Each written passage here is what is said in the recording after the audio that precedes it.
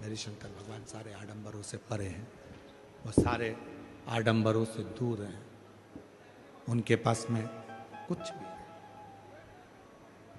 मस्तक पर गंगा है, हाथे में डमरू है, त्रिशूल है और तन पर भस्म रमी हुई है। पूरी भस्म अपने तन पर धारण करें,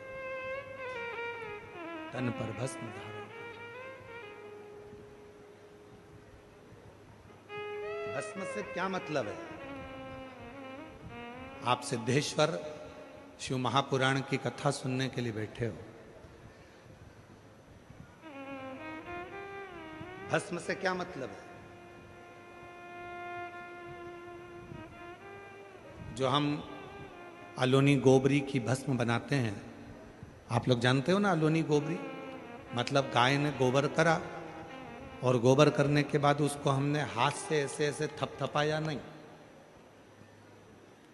गाय ने जो गोबर करा वो सूख गया और उसकी गोबरी तैयार हो गई।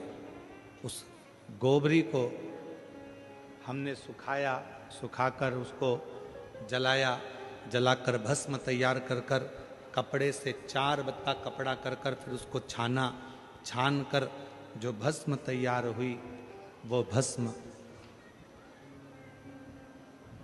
शिव को समर्पित करी। वो भस्म कोई साधारण नहीं, उस भस्म की मूलता, उस भस्म की श्रेष्ठता, उस भस्म की जागरूकता, उस भस्म का तेज। यहां तक वर्णन किया गया कि शंकर जो भस्म धारण करते हैं, यदि हम भगवान शंकर के शिवलिंग पर उस भस्म को हम लगाकर हमारे शरीर के मस्तक पर, कंठ पर, हृदय पर, भुजा पर यदि हम उस भस्म को भी धारण कर लेते हैं अपने वक्ष स्थल पर, तो वो हमको एक बल प्रदान करती है। शिव महापुराण में 3 चीजें कवच के रूप में काम करती हैं। थोड़ा समझिएगा आप लोग। शिव महापुराण में 3 चीजें कवच के रूप में काम करती हैं। 3 चीज। पहले नंबर पर है शिव पुराण में भस्म, कवच का काम करती है। दूसरे नंबर पर है रुद्राक्ष, कवच का काम करती है।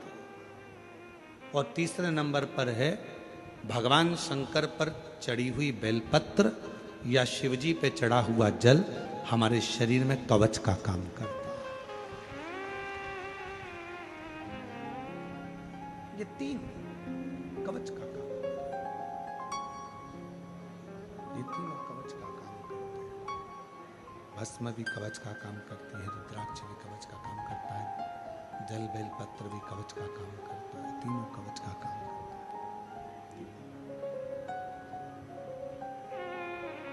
और हमारा निवेदन है आप सभी से, जितने भी शिव भक्त इस कथा को श्रवण कर रहे हैं, उन सब से हम निवेदन करें कि घर से निकलने से पहले आपके शरीर पर इन 3 कवच में से कोई एक कवच होना चाहिए।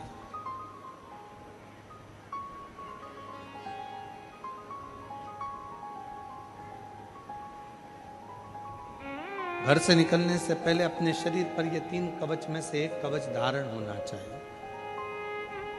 या तो हमारे गले में रुद्राक्ष हो, या हमारे तन पर कहीं पर भी भस्म लगी हो, या हम जब घर से निकलें तो एक बेलपत्र अपनी जेब में हो, या भगवान शंकर पे चढ़े हुए जल को हम पीकर आचमन कर कर या प्रोक्षण कर कर अपने घर से निकलें। अपने घर से ये 3 कवच है, ये 3 कवच है। और हमारा विश्वास कहता है, आप जितने भी कथा के मंडप में बैठे हुए हो, इतना तो भरोसा है कि आप जितने भी बैठे हो, आपके पास में इन 3 कवच में से एक कवच सबके पास है, और वो रुद्राक्ष रूपी कवच आपके पास है। और यदि रुद्राक्ष नहीं पहने हो तो भस्म अपने तन पर धारण करें, और भस्म धारण नहीं कर पाए तो तुमने शंकर जी पे चढ़ाए हुए जल को मस्तक पर लगाया, या प्रोक्षण किया, या आचमन किया। 3 कवच जो तुमने धारण करे। में से एक कवच भी अपनी जिंदगी में अगर हम धारण करते हैं तो हमें सुख का अनुभव होता है। सुख का, ये वो कवच है